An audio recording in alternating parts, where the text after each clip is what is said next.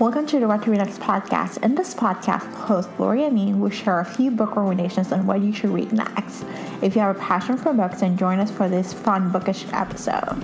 Welcome to the What to Read Next podcast. Over the past few months, I've been reading a lot of contemporary romance, romantic comedies that I find is the perfect escape for stressful times. Today, I want to share 10 romance titles that you should add to your TBR. Now, let's get to the list. The first title is Mermaid Eve by Jenny Holiday. What is this book about? Well, Evie inherits an inn from her great aunt, so she moves back in town to renovate it. She reconnects with her high school sweetheart, who is now the town sheriff. He broke up with her years ago suddenly. Sawyer is the hero, and he has to grovel to get back to Evie.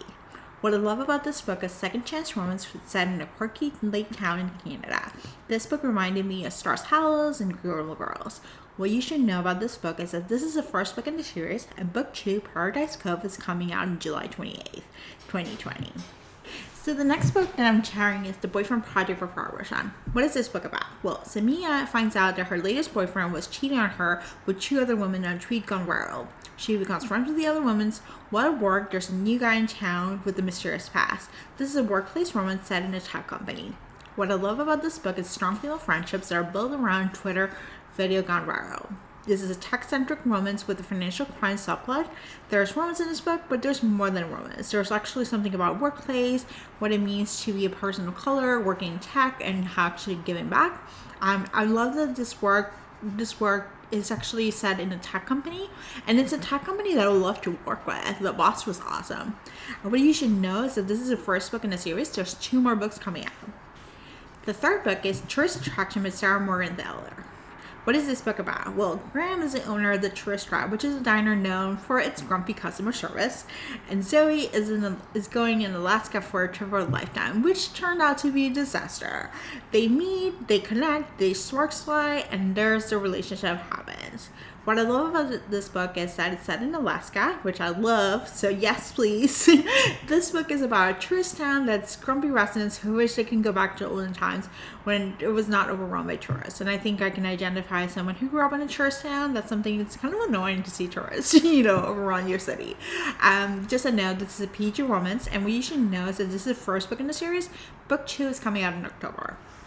The next book is Nobody But You by Jill Chavez. What is this book about? Well, Sophie ends up broke with a boat after her divorce. A mistaken identity with Jacob leaves them as a bit of enemies to lovers. They get together, and they really get together, if you know what I mean. This book is really steamy, so if you read Jill Chavez's latest books and you notice that they're a little bit closer, this book is completely opposite. This book is like open door, and they get it on. So if you like that kind of book, then pick this one up. What I love about this book is steam on page, and it's really good. There's a bit of enemies to lovers down and out heroine who's trying to get over her divorce and has a boat to crash. The hero wants to help her out, but they storm on the roof. So I think it's just like a funny, they're out and they come together. So it's just fun. What you should know is that this is book 3 in the series, but it can be read standalone.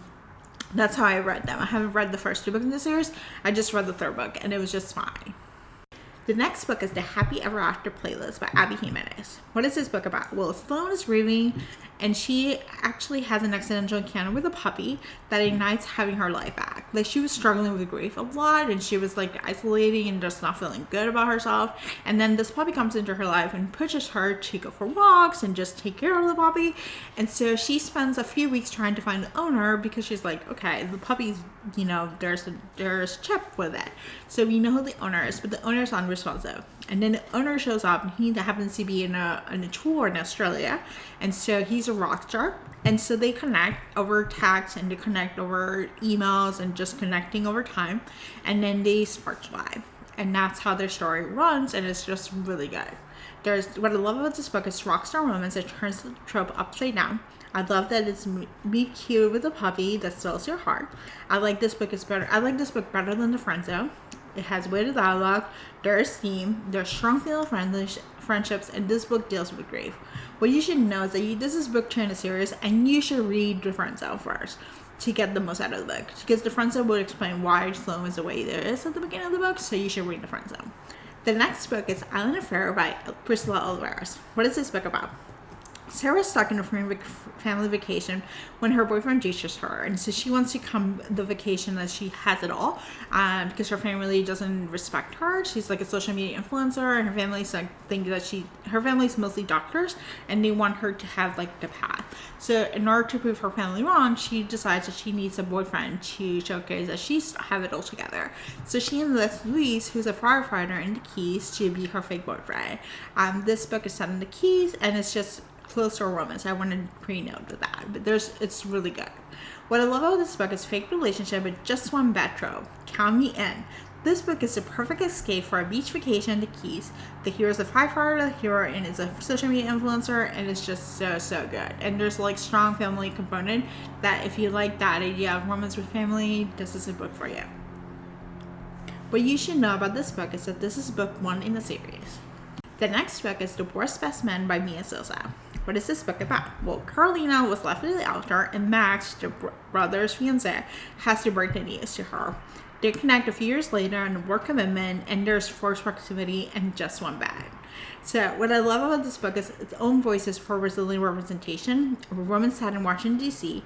The heroine was left in the altar, and the hero was in charge of letting her know. They meet again in a work assignment, and they become enemies to lovers. And they have pranks. She makes his life impossible, and he's just smitten by her. But he was like, I can't have her because she's like my brother's ex-girlfriend. But they just get together. So. And there's like forced proximity. It's just like really good. And they just have one bed, which I absolutely adore. It's like catnip for me. What you should know about this book is this is book 1 of the series. The next book is Marriage on Madison Avenue by Lauren Lee.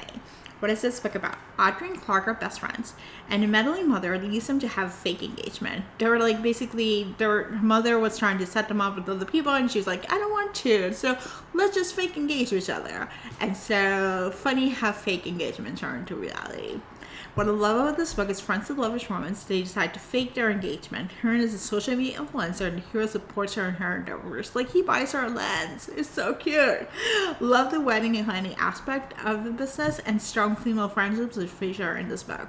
What you should know is this is book 3 in the series, and it can be read standalone, but if you want to get the most out of the friendships, follow the other 2 friends. Just read for Passion Park Avenue and Love in Lexington Avenue. The next book is Unspoken by Kelly Rumor. What is this book about? Paul and Isabel are about to get divorced. Her meddling friends pushes them to spend a few days on the beach together, and so they can work things out. And so they do. And they fall in love again. It's a second chance romance. What I love about this book is marriage in crisis is my jam. The book has forced proximity. The hero goes into therapy and deals with his issues and learns how to communicate. I'm telling you, this hero knows how to communicate his feelings. Like, this is new. This is brand new. This book was a delight to read. Well, you should know this is book 2 in the series, but it can be read as standalone, and you can read them as standalone. The book 1 follows the best friends couple, and book 3 follows the other best friends. They will work together in a tech company. The next book is $1 Million Marriage by Katie Evans. What is this book about? Reality TV show similar to Marriage at First Sight, where Nell and Luke are opposites attract, they connect, and they get married right away. They go through different challenges in order to win $1 million. What I love about this book is contemporary marriage or convenience, just one bed trope. Like, they actually share like a one sleeping bag trope. So you gotta love this. The couple meets in a reality TV show where they end up getting married within a day or so, and their opposites attract, working together towards $1 million.